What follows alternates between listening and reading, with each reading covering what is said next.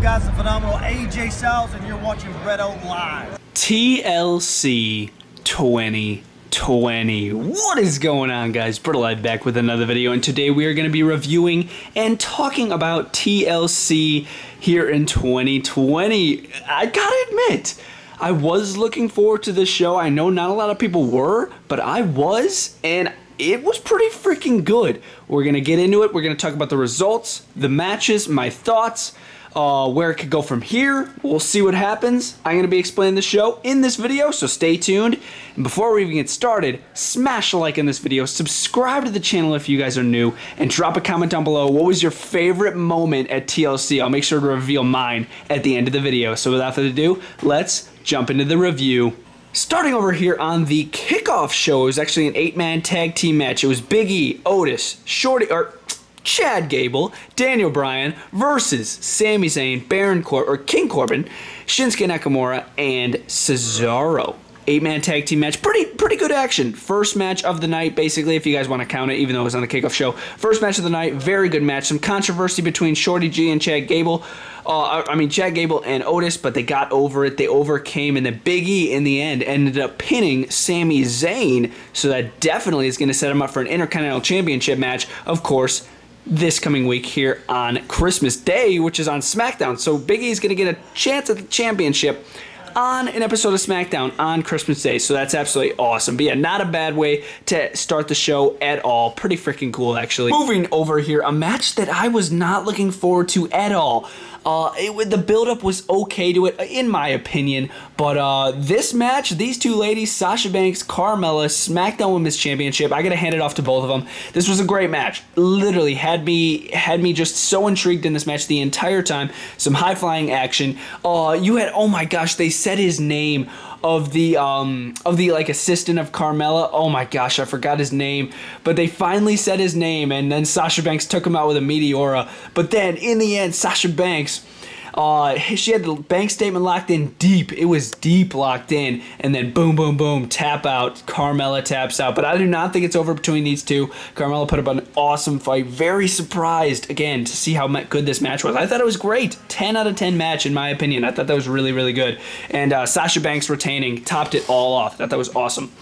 Moving over here was actually the Hurt Business versus the New Day in the Raw Tag Team Championship match. And as you guys can see, yes, the Hurt Business are the brand new, or should I say Cedric Alexander and Shelton Benjamin are the brand new Raw Tag Team Champions. Look at this picture. You got Bobby Lashley of the United States. They have the Raw Tag titles as well. And MVP has absolutely nothing. But he does have an amazing team, so that's pretty cool. But yeah, they beat the New Day. I couldn't believe it. Pretty interesting ending, by the way. Shelton Benjamin looked like he was setting up for another pay dirt on Kofi Kingston, but boom, tag. I'm like, oh my god. And Shelton Benjamin had the same face that I had.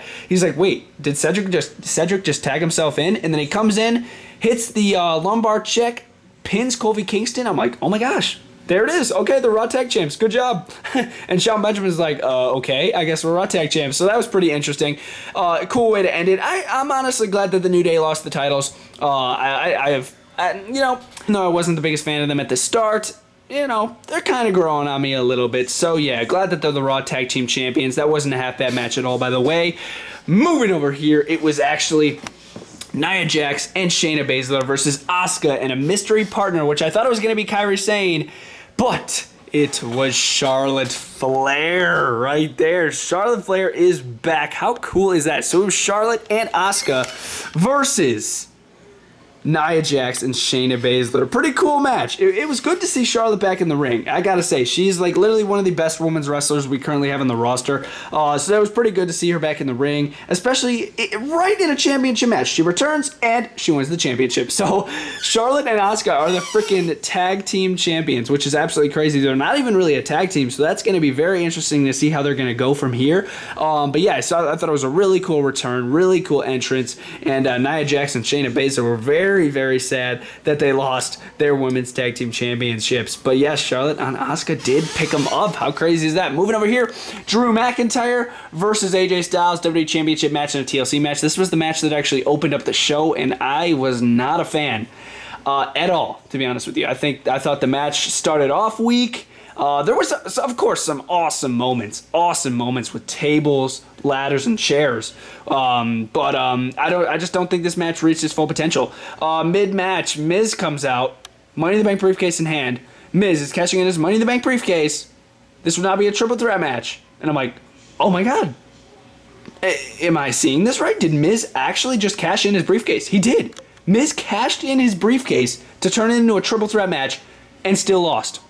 I thought for sure, once it was confirmed that Miz freaking cashed in his briefcase, I'm like, oh my god, Miz is gonna win. No, Drew McIntyre freaking wins again, and I couldn't believe it. I thought they had me tricked it sometimes. I thought sometimes AJ Styles was gonna win the title, but he didn't. Miz also didn't. That's why I have the garbage can set up right by the briefcase, because they haven't done anything good with the Money in the Bank briefcase since Seth freaking Rollins in 2014 going through 2015. They literally haven't done anything good with it. Oh my gosh. Since then. But yeah, Drew is still the WWE champion, and I like Drew, but just the way that they handled that match was very, very weak, in my opinion. Moving over here, this was the other TLC match of the night. Very good. Very good. There might be mixed opinions on this. Let me know down in the comments down below. Roman Reigns, Kevin Owens Universal Championship, high above the ring in a TLC match. Sort of like a 2-on-1 match, sort of like a handicap match, because Jey Uso was literally out there since the get-go, literally. Ding, ding, ding. They do some moves, and here comes Jey Uso. I'm like, oh my god, come on, really? But of course, he's got to support the head of the table, Roman Reigns. Kevin Owens put up a fight. He did not, literally, they beat the living crap out of him, but then later at the end of the show, and they had me tricked at some points. When Kevin was at the top of the ladder, I'm like, oh my god, he's about to get that title. No way. There's no way, but I knew he could not win. I knew Kevin Owens could not win this match. There's no way. But yeah, in the end, Reigns and Kevin were at the top of the ladder. Low blow. I'm like, come on, Roman. And then he does the guillotine, and then he falls off the ladder, and he grabs the title. Still an amazing match. I love Roman's new heel gimmick. It's really, really growing on me. So a really big fan of that, and I'm interested to see who Roman's WrestleMania opponent is. I heard it's supposed to be The Rock, but I also think it could be Brock Lesnar. Very interested to see who's that going to be, and the winner of the Royal Rumble is probably going to be Roman's opponent for WrestleMania. Just saying. I think that would be sick though. The Rock or Brock, that would be so cool. Yeah, moving over here. Randy Orton versus The Fiend, Bray Wyatt in a Firefly Inferno match. Yeah, guys, okay, match starts, ding, ding, ding, they do a couple moves, I'm like, okay, the announcer said when they came out, the first one to set the other person on fire wins the match. I'm like, what? I thought this was going to be a straight-up wrestling match. Nope, it's the first one to set each other on fire, so that was pretty interesting. Yeah, mid-match, boom, I'm like, oh my god, fire everywhere, all throughout the arena, fire everywhere, up by the stage, everywhere. There was fire literally everywhere, and it was freaking insane. Randy was wearing big clothes right here, probably to protect from the fire, and Bray Wyatt kept his jacket on. They probably had some sort of fire resistant thing on his jacket, but yeah, Bray Wyatt did get set on fire up here on the stage, legitly himself. I'll explain the rest later. You guys are probably like, what are you talking about? But yeah, he actually got set on fire up by the stage. His jacket did, and he ran in the ring as he was going crazy. Randy Orton hits the RKO when Bray Wyatt is still on fire. The legit Bray Wyatt. But then, Bray Wyatt is laid out on the mat, and then Randy Orton goes and gets a tank of gasoline from the timekeeper's area, pours it all over the body of Bray Wyatt, and then sets it on fire. Obviously, it was not Bray Wyatt. It was a dummy, and they did amazing, though. I'm not trying to hate on this match whatsoever. I thought it was so cool, so interesting, so unique, something we'll never ever see again. So I'm so glad that they did this. It was just, and could this be the death of The Fiend? Will we see The Fiend again, or is he dead? Are they going to kill that gimmick? What's going to happen with that? And then Randy Orton just does his signature pose and leaves. I'm like, oh my god. So Randy Orton won the match. He burned The Fiend. He could have killed The Fiend. And what's going to happen from here? I got to tune into Monday Night Raw, tune into the weekend review this Saturday to see what happens then. But yeah, guys, Randy Orton, what a freaking beast he is. He literally killed Bray Wyatt. But yeah, I thought that was awesome, by the way. I thought it was freaking awesome.